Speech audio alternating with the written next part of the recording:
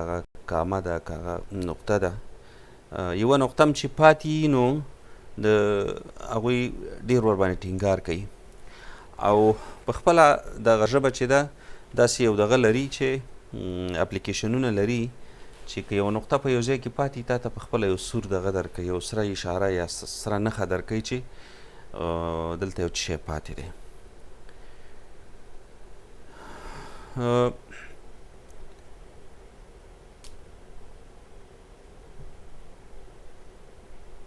نو لکه څنګه چې هر مسلک دپاره تخنیک ضرور دی. د ژورنالیزم مسلک دی، د ژورنالیزم مسلک خصوصا د تلویزیون دپاره کامره ضرور ده. نو دغسې زموږ د متن دپاره چې ضرور دي او هغه د متن تخنیک دی هغه لیکنښې دي. نو موږ باید همیشه په خپلو لیکنو کې لیکنښې مراعات کړو.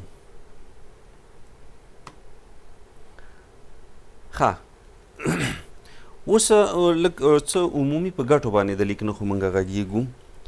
لیکنښې په لیکنه کې لیکوال له تېروتنو ژغوري.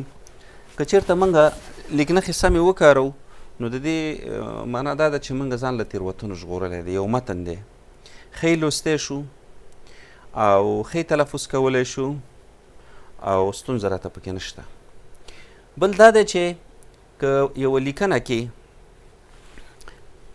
جمله، پاراګراف، لیکنښې دا هر څه پکې مراعات شوي وي، په پام کې نیول شوي وي، نو هغه لیکنه ارزښت لري او د لیکنې ارزښت ورسره زیاتیږي. بل لوستې خلکو ته مشکل نه وي.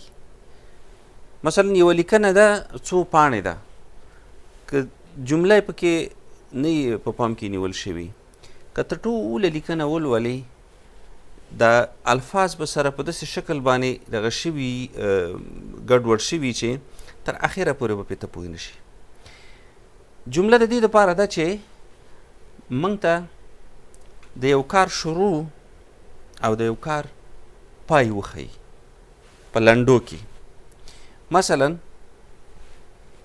زه په 9 بجو ننګرهار تلویزیون ته راغلم. دا خبره زما هم په رواني لحاظ باندې، هم په فزیکي لحاظ باندې، هم په معنوي لحاظ باندې یو چاته دغه د تکیه ده. مثلا په دې معنی چې یو څوک ما ته دلته منتظر دی، زه بیرته هغه ته خبر ورکوم چې زه په 9 بجې دلته راغلی یم. په رواني لحاظ هغه مطمئن کیږي، په معنوي لحاظ باندې هغه مفهوم هغه ته لیږدیږي او په فزیکي لحاظ باندې دلته زما حضور ښیي. نو زما د دې یوې جملې نه چې څو لفظونه یا څو کلمې مې پکې کارولي دي، زما مخاطب په د پوه شو، په دې جمله باندې پوه شو، هغه ځان سره دا واخیسته چې زه ننګرهار تلویزیون ته را رسېدلی یم. همدارنګه د څو جملو نه د یو ځای کېدو نه چې یو پاراګراف جوړیږي، په یو پاراګراف کې د یوې جملې پر مفهوم سربیره لږ پراخ مفهوم نغښتی. کله کله یوه جمله هم پاراګرافي، کله 2 جملې، کله 3، کله 5 جملې. اما که چېرته موږ 20 جملې سره یو ځای کو او هره جمله خپل هغه خاص مفهوم ونه لیږدوي، یا لږ تر لږه 20 جملې په داسې شکل باندې سره راوړو چې نه پکې پاراګراف معلوم وي، نه پکې جمله بندي شوي وي، نو دا به ستونزمنی چې یو څوک پرې پوه شي. د لیکوال په وړتیا لوستونکی باوري کوي. مثلا کله چې تاسو په خپله یو متن ګورئ چې په هغه متن کې هیڅ نه وه د لیکوالۍ اصول، لکه موږ مخکې په ځینو مسایلو باندې بحث وکړو، هغه په پام کې نه دي نیول شوي، لیکنښې پکې په پام کې نه دي نیول شوي. نو دا طبیعي خبره ده چې دغسې لیکنه څوک لولي، که دا د یو ډېر ښه لیکوال لیکنه هم وي، نو هغه د لیکوال په وړتیا باندې څوک باوري کیږي نه. نو لازمه خبره دا ده چې موږ داسې لیکنه وکړو چې په خپله د لیکوال په وړتیا باندې لوستونکی باوري شي. اوس وخت کې دې خبرې ته یو څه توجه هم راوښتې ده، او ډېری هغه لیکوال چې هغه ښه قلم لري یا د ژبنیو مسایلو باندې پوهېږي، دوی په خواله رسنیو کې لیکنې کوي، د هغوی لیکنې هره ورځ سړی ګوري. کله چې هغوی دا شیان په پام کې نیسي نو بل هم هڅېږي چې یو څه ترې زده کړي او هغه هم په پام کې ونیسي. بل لیکنښې په هرې لیکنې د لوستونکي د فهم قوت ګړندی کوي. مثلا که یوه لویه لیکنه لکه مخکې چې ما یادونه وکړه په شلو جملو کې لیکل شوې ده، خو مراعات شوې نه ده، لیکنښې پکې نه دي مراعات شوي.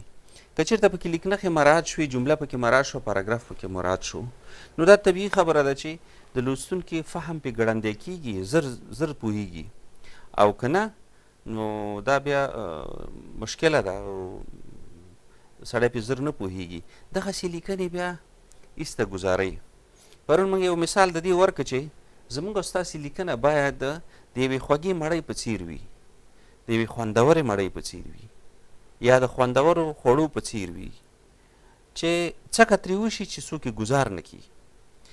دغسې لیکنې چې دا اصول پکې مراعات شوي وي، دا طبیعي خبره ده چې دا خوندورې لیکنې او لوستونکی په خوند سره لولي.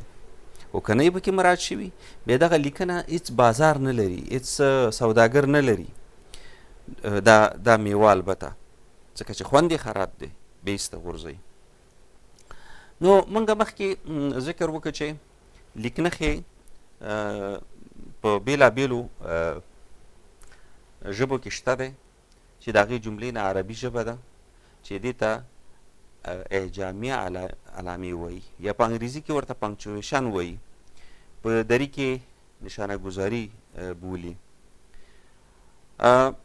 دغه نښې چې دي، دغه لیکنښې البته دا د ناخپلواکو یا مستقلو غیر مستقلو مورفیمونو په څیر دي، خپله معنا نه لري. خو لکه څنګه چې موږ مورفیم وایو چې مورفیم ګډ یا مورفیم هغه ژبنی توک دی چې په خپله معنا نه لري، ولې په ویو کې د معنیز توپیر سبب ګرځي. البته ناخپلواکي، خپلواکي بیا داسې تعریفوو چې ګډ یا مورفیم هغه لفظ دی چې خپله معنا ولري، خو که وشنل شي په نورو فونیمونو باندې بیا خپله معنا له لاسه ورکوي. نو دلته دا یو غیر مستقل یا ناخپلواک